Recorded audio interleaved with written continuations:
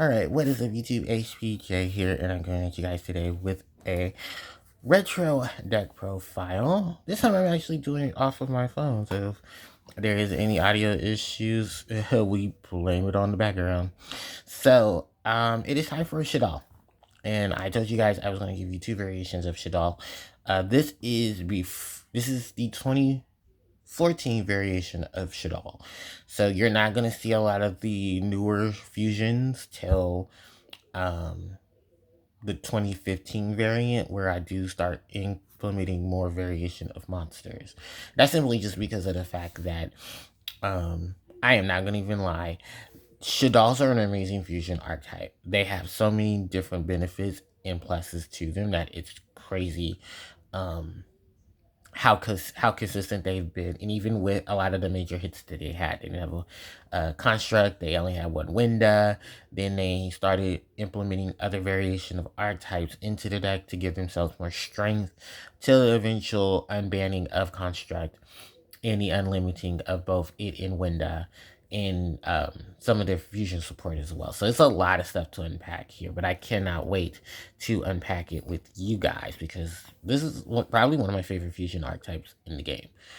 I want to say secondary to hero, but that's for another video. Anyway, let's go ahead and let's take a look. So, starting off the lineup, I am running triple copies of Shaddoll Beast. Then I'm running triple copies of Shaddoll Skarmata. Then 2 copies of Dragon, 2 copies of Hedgehog, and 2 copies of Falco. Then for this lineup, and I swear I don't know if she was legal at the time or if she came out, but there are 3 copies of Denko Seka in the deck. And then from there, I'm running 3 copies of Mathematician, 1 copy of Black Dragon Collapse Serpent, 1 copy of White Dragon Wyvern Buster, then 1 Felice, the Lightsworn Archer, 1 Dark Arm Dragon, and 1 Blackluster Soldier, the Envoy of the Beginning. So that is it for the main deck monsters. Then we're going to move on into the spells, which are triple copies of Shaddoll Fusion, triple copies of L Shaddoll Fusion, and then triple copies of Super Polymerization.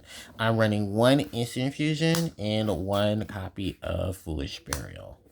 So that's it for the spells. And then for the traps, which is a very simple lineup, I'm running triple copies of Shaddoll Core, and then I'm running triple copies of Sinister Shadow Game. And that is pretty much it for the spell. No, for the traps. So that right there is a 40 card main deck. And then for the 15 card side, of course, the boss monster of the Shaddoll monsters, we have L Shaddoll Construct, then triple copies of L Shaddoll Winda, then 1 Daigusto Emerald, 1 Lavalval Chain, 1 Evil Sworn Exciton Knight, 1 Silent Honor Arc, 1 Castell, and 1 Diamond Direwolf. Then for the synchros, we got 1 Black Rose Dragon, 1 Stardust Dragon, and 1 Leo Keeper of the Sacred Tree. So that is it for basically my main and my extra deck. There's a total of 15 cards inside, extra, and then 40 cards in the main. So, alright, let's go through it. So starting off is, ironically enough, Shaddoll Beast. And, hold on, because I forgot these are, like, not in order. So, my apologies. So, starting off is triple copies of Shaddoll Beast. Most of the main deck, all the main deck Shaddoll monsters have 2 effects. They have an effect when they're flipped face down and they're flipped, they give you an ability, and then when they're sent to the graveyard, they give you an ability, but you only use 1 of the effects per turn.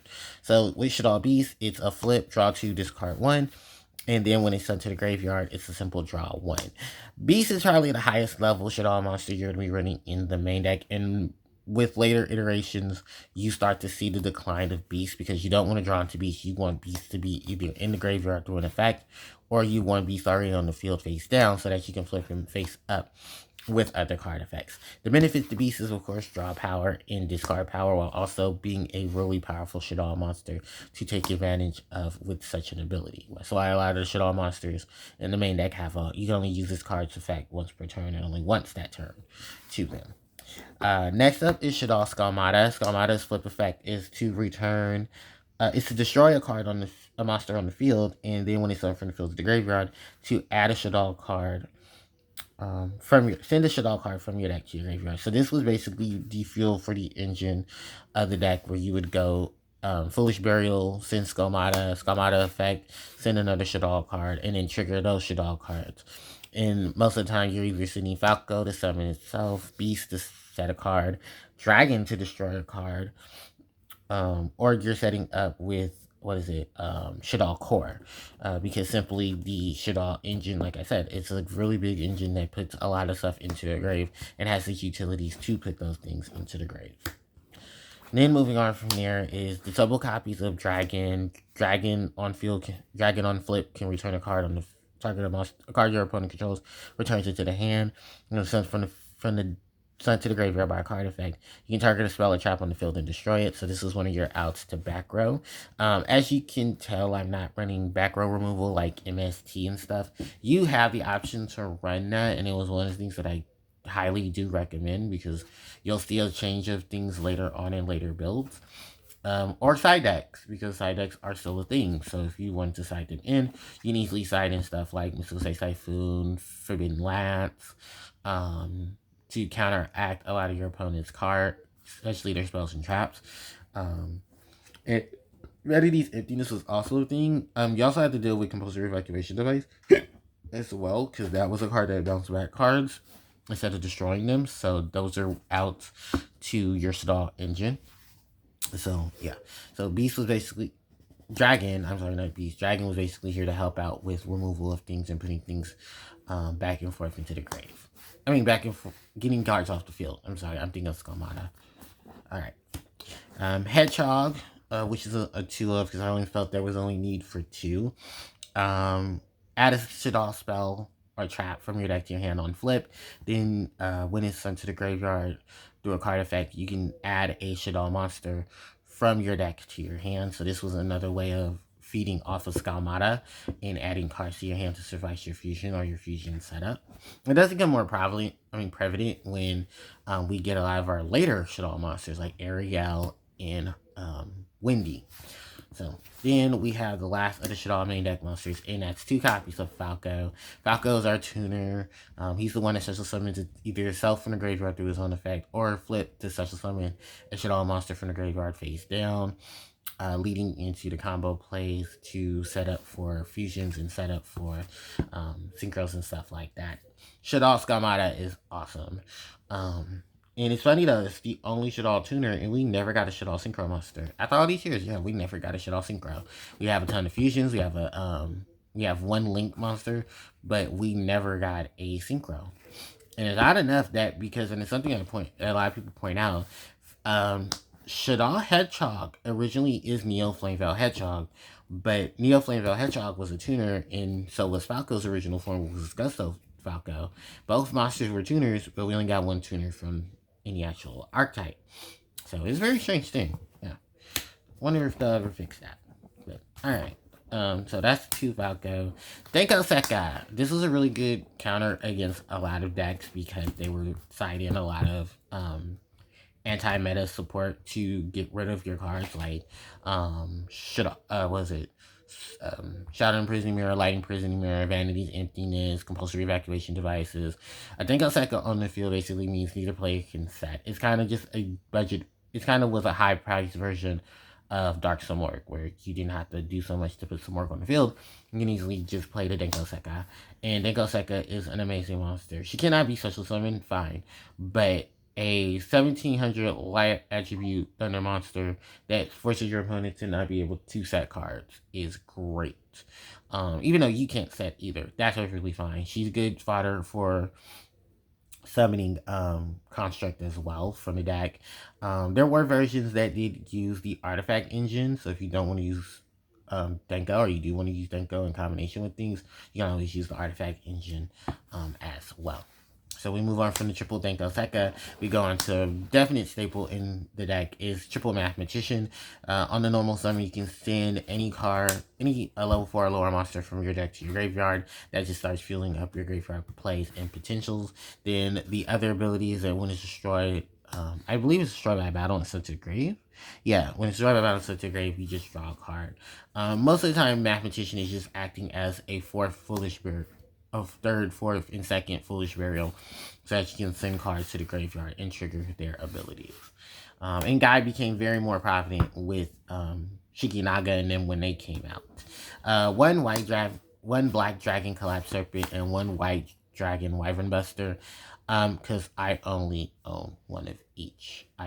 When I got these, they were already limited at that point. I don't even think I own a Eclipse Wyvern either, because I know Eclipse Wyvern is either banned or unbanned. I'm not sure, but these two were definitely prominent for Shaddoll decks because they gave you access to light and dark monsters. They're both level 4, easy to summon monsters that you can overlay and go into a lot of the monsters in your extra deck and benefit off of their abilities. Collapse Serpent and Collapse Serpent and Wyvern Buster, great additions to Chaos decks as well, because like I said, it's easy fodder for light and dark. You can easily take advantage of getting the other one from the deck when the other one leaves the field. There's just so many different benefits to the two. Alright, moving on from there, one copy of Felice, because Lightsworn Tuner. She can be summoned off of many of cards' effects that send cards to the grave. And she's also a level 4 as well. Then we have one copy of Dark Arm Dragon because the manipulation of dark is very prevalent in here. So that was a definite monster that people enjoyed playing around with for a moment. And then one copy of BLS because chaos. Alright, moving on from there is the spells. And the instant fusion. That was just to help bring out Winda. Then we have Foolish Burial, which sets up so many different combos for the deck to just start popping sending monsters to the grave, and then they start activating their effects in the grave. This is a fusion deck, so of course you're going to see super polymerization. This is a great way to deal with not only the mirror match, but to also deal with a lot of decks that were combining their attributes. Super Poly was such a threat that, remember, Super Poly ended up having to get banned because of how beneficial it was to Shaddoll in a lot of the fusion stuff. I think the most deck that did hurt for me, ironically, was the deck that was mostly meant for it, and that was Heroes. But even then, it was a lot of the crazy shenanigans that Shaddoll pulled off with this, because there's early a free discard to fuse for monsters that using cards on your opponent's side of the field and on your side of the field to make fusion monsters from your extra deck. And light and dark monsters tended to be a very high prominent thing. Once that happened, you know, it was just all it was all go once the Shaddoll started getting all the other attributed monsters. You know, Shikinaga, Greista, Wendigo, and Latilis. So yeah, Shaddoll, yeah. Super Poly was definitely. Then, of course, we have the two fusion support cards for the Shaddoll archetype. Shaddoll Fusion and El Shaddoll Fusion. Great concept cards great cards. Awesome cards. Remember, these cards were hit on the ban list because of how amazing they are. Shaddoll Fusion allowing you to fusion some of your Shaddoll Fusion monsters, and then if your opponent controls a monster from the extra deck, you can send cards from your deck to the graveyard instead. So that triggers everybody's effect in the deck. Then on top of that, you have to recycle thanks to cards like Shaddoll Core, which can allow you to get back your fusion, a lot of your fusion cards, a lot of your just setup cards. The only thing you couldn't get was the self-insurance of Shadow Games. Unless you have insurance your Shadow Games, does not say Shaddoll Shadow Games, because then it just, yeah.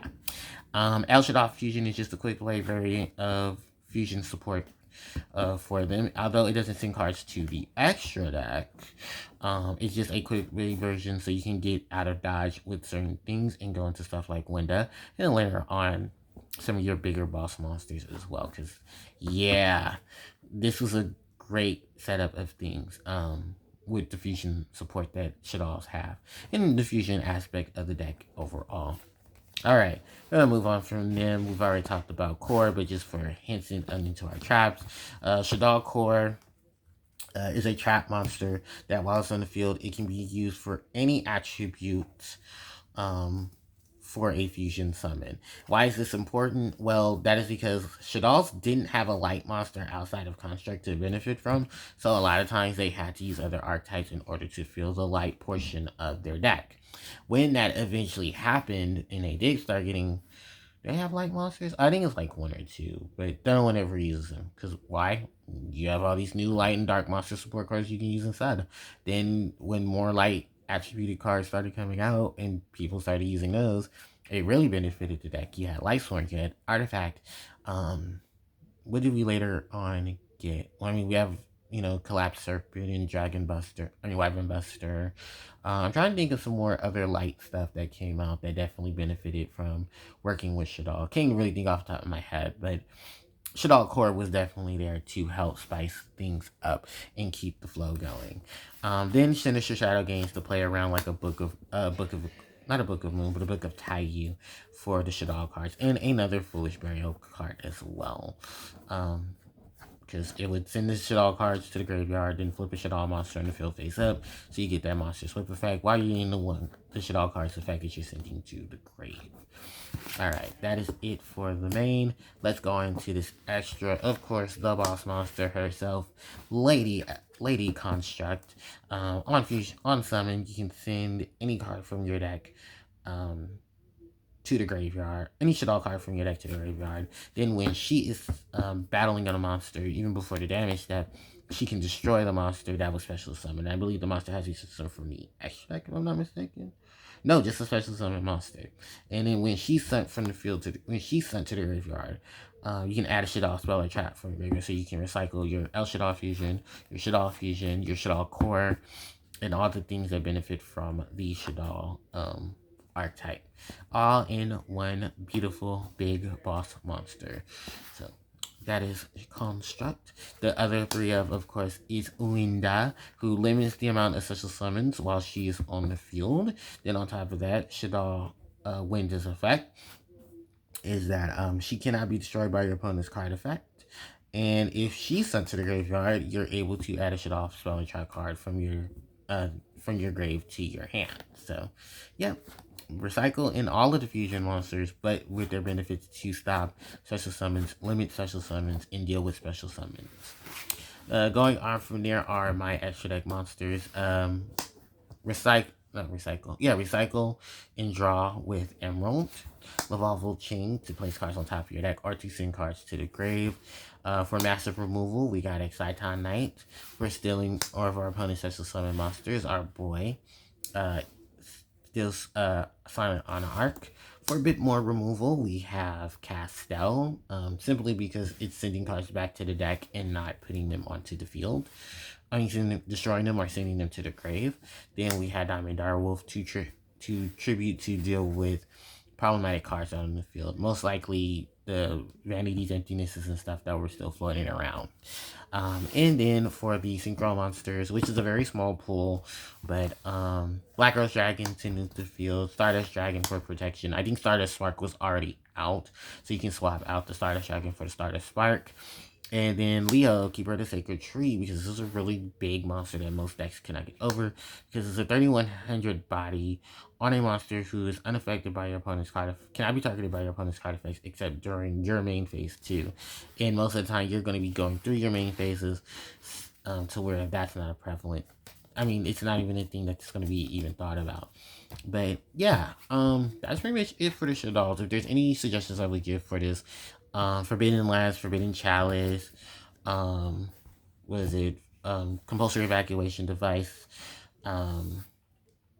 Valor Maxi. I think Ghost Ogre and them were coming out at that point too, so those cards were useful. Light Sworn Engine, if you wanted to mill like crazy.